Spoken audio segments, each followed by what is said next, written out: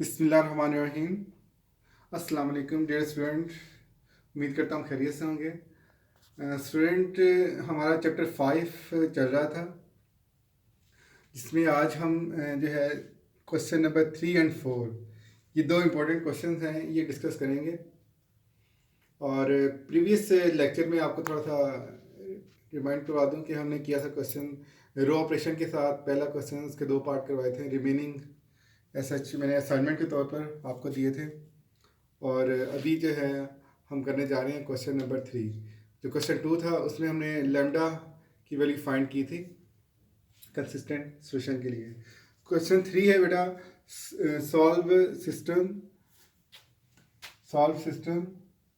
of linear equations in reduced echelon form by Gauss-Jordan method। Gauss-Jordan जो है basically एक mathematician था।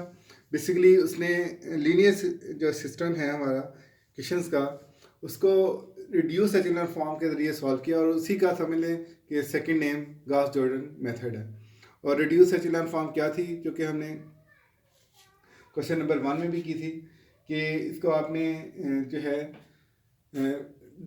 Principal diagonal element 1 और ऊपर वाले भी और नीचे वाले भी ट्राइंगुलर जो एलिमेंट्स हैं वो ज़ीरो होने चाहिए थे।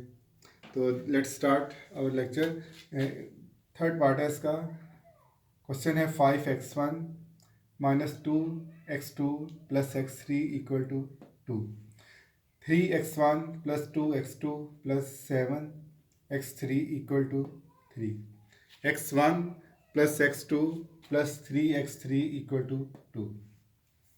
तो स्टूडेंट्स, सबसे पहला काम जो आपने करना है वो ये है कि इसको मैट्रिक्स फॉर्म में लिखना है, इंक्लूडिंग दीज कॉन्स्टेंट्स। यानी कि बेसिकली यही हमारे जो सॉल्यूशन सेट होते हैं एट द एंड जो आते हैं after converting in reduce echelon form. तो देखें, क्वेश्चन को मैं लूँगा। आपको पता है 5 माइनस 2 1 2, 5 माइनस 2 1 2, 3 2 7 3, 3 2 7 3, 1 1 3 2, 1 1 3 2। अब सबसे पहला काम हमें यहाँ पे 1 चाहिए, तो नो प्रॉब्लम, मैं काम करता हूँ। यहाँ पे 1 नज़र आ रहा है मुझे तीसरी रो में, तो क्यों ना हम R1 और 3 को इंटरचेंज कर देते हैं, तो यहाँ पे 1 आ जाएगा। फिर यही मैंने लिखा है यहाँ पे R1 3, इसको हमने पढ़ना है, R13 नहीं पढ़ना, जिसका मतलब होगा हम 1 यानी फर्स्ट और थर्ड रो को इंटरचेंज कर ले हैं। तो इंटरचेंज कर दिया इसको मैंने, लेकिन याद है कि इंटरचेंज मैट्रिक्स में इफेक्ट नहीं करता, लेकिन डिटरमिनेंट में अगर आप रो या कॉलम को इंटरचेंज करेंगे तो एक्स्ट्रा आपको बाहर माइनस लगानी पड़ेगी। बट इन मैट्रिक्स में इस तरह के ऑपरेशन में कोई प्रॉब्लम नहीं है। इसके बाद हमें पता है 1 के नीचे जो भी एलिमेंट होते हैं उसको हम ज़ीरो करते हैं। हमें चेंज किस में चाहिए?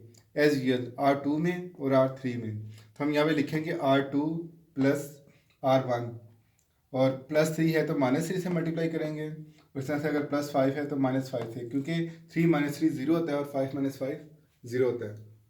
यानी जो मैंने लिखा है इसका मतलब ये है कि R1 के हर एलिमेंट को माइनस 3 से मल्टीप्लाई करके R2 में ऐड कर देना। माइनस 3 प्लस 3 ज़ीरो हो गया, minus 3 plus 2 minus 1, minus 9 plus 7 minus 2, minus 6 और प्लस 3 जो है वो हमारा ज़ीरो हो जाएगा।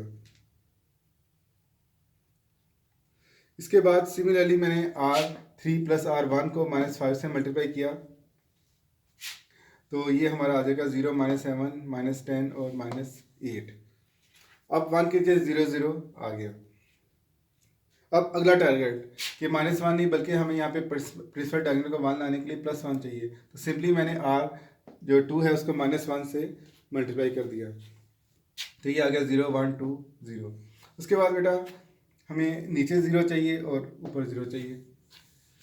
तो देखें मैंने क्या किया, R1 में R2 को ऐड किया माइनस 1 से मल्टीप्लाई करके, और इस तरह से R3 में ऐड किया R2 को प्लस 7 से मल्टीप्लाई करके, क्योंकि वहाँ पर जो है वो प्लस 1 था, तो माइनस 1 करेंगे तब 0 होगा, और इसके साथ साथ माइनस 7 था तो प्लस 7 से मल्टीप्लाई करके ऐड करेंगे तो 0 आएगा।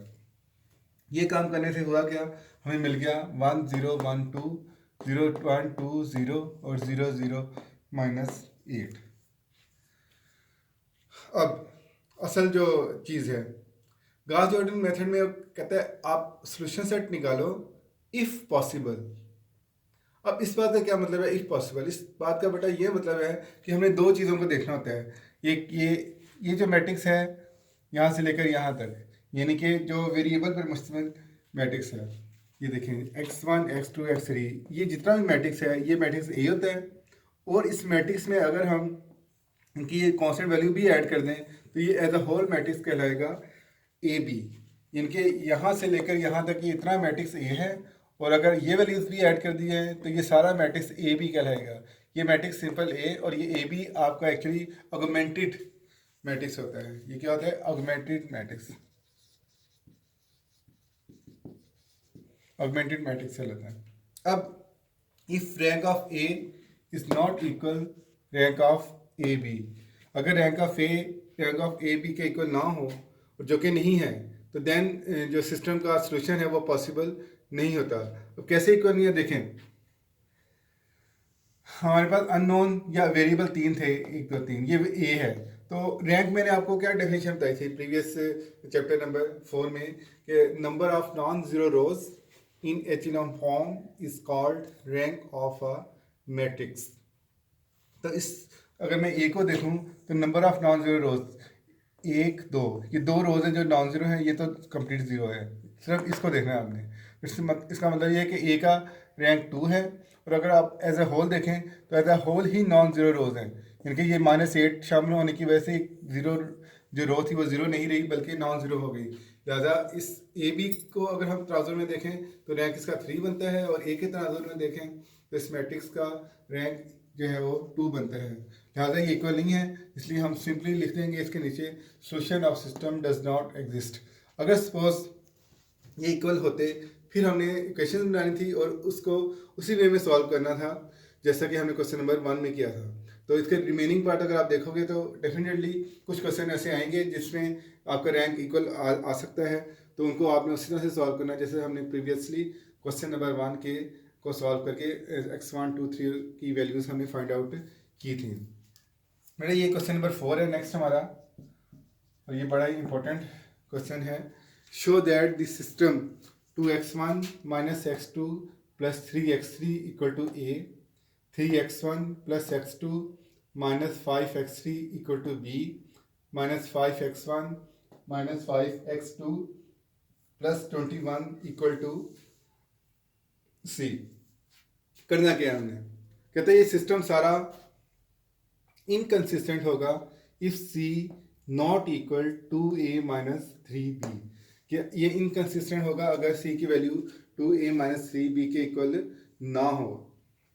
लेकिन क्वेश्चन इज दैट कि पहले तो हमें पता हो कि कंसिस्टेंट इनकंसिस्टेंट क्या होता है। तो मैंने आपको बताया हुआ कंसिस्टेंट सिस्टम में जो है आपके वेरिएबल हैं या सिस्टम की वैल्यू एग्जिस्ट करती है, कोई ना कोई सोल्यूशन सेट आता है, और दो सूरतों में आ सकता है कंसिस्टेंट में भी।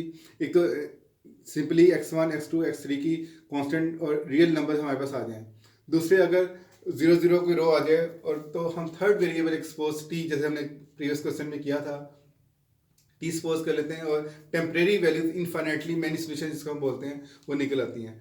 इनकंसिस्टेंट में मतलब होता है कि आपका सोल्यूशन सेट एग्जिस्ट नहीं करता किस कंडीशन में, c not equal to 2a minus 3b।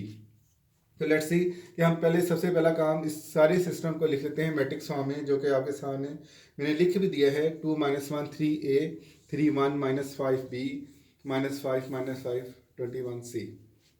As usual हम इसको कोशिश करेंगे जो है उसको हम रिड्यूस एचेलॉन फॉर्म में कन्वर्ट कर लें ताकि हमें सूरत हाल क्लियर हो। तो सबसे पहला हमें आपको बताया हमें मान चाहिए, तो उसके लिए हमें हेल्प करेगा अगर मैं इन रोज को चेंज कर दूँ, यानी पहली और दूसरी को, तो बाय R1 2 मतलब 1 और 2 को मैंने इंटरचेंज कर दिया।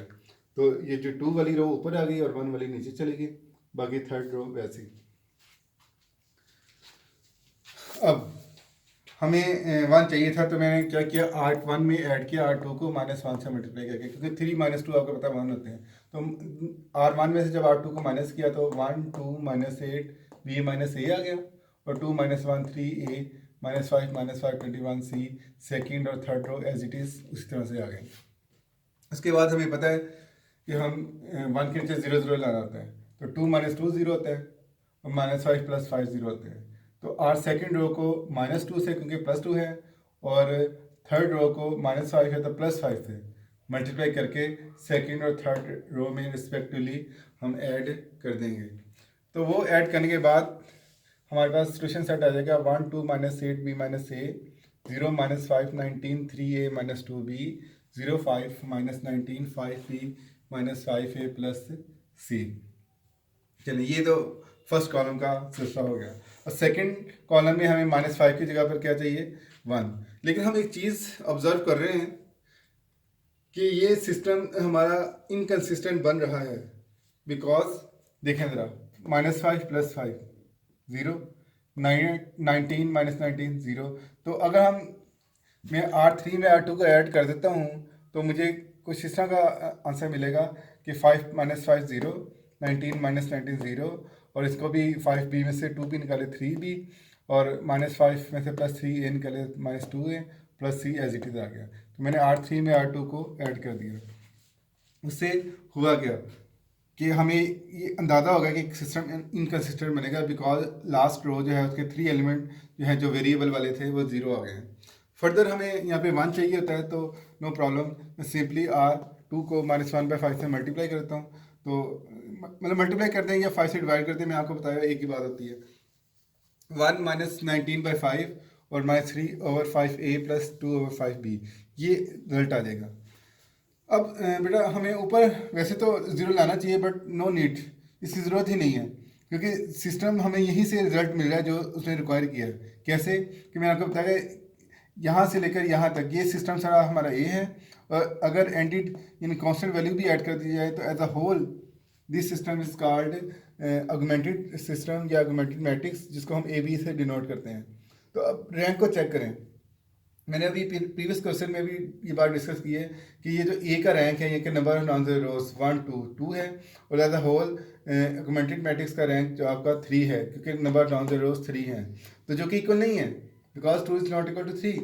लिहाजा सिस्टम इनकन्सिस्टेंट है बिकॉज ये सिस्टम जो है वो 0 के इक्वल यानी कि 3b -2a + c not equal to 0। अब -2a इधर आके प्लस हो जाएगा और 3b नेगेटिव हो जाएगा। तो वही कंडीशन जो उसने रिक्वायर की थी c not equal to 2a -3b, वही कंडीशन आ गई किसके लिए, अगर सिस्टम आपका इनकन्सिस्टेंट होता है। तो इस तरह से यही रिक्वायरमेंट मतलब की थी उसने। हम इस तरह से इस क्वेश्चन के साथ ये एक्सरसाइज और इस एक्सरसाइज के साथ ये चैप्टर अपने एंड को पहुंचा बिकॉज ये इसमें एक ही एक्सरसाइज थी हमारे पास और वो 4 क्वेश्चन मैंने करवा दिए। क्वेश्चन नंबर 5 जो है वो 6 नहीं आते हैं, वो आपने मतलब उनको नहीं करना है। बाकी ये कंप्लीट हो गया काम। तो इंशाल्लाह नेक्स्ट लेक्चर में हम चैप्टर नंबर 6 जो है उसको डिस्कस करेंगे जो कि आपका बेटा डिटर्मिनेंट से एलिमेंट है। तब तक के लिए अपने सर शायद इसको इजाज़त दें। इंशाल्लाह मुलाकात होती है आपसे नेक्स्ट लेक्चर में। अपना बहुत सारा ख्याल रखिएगा। अल्लाह हाफिज़।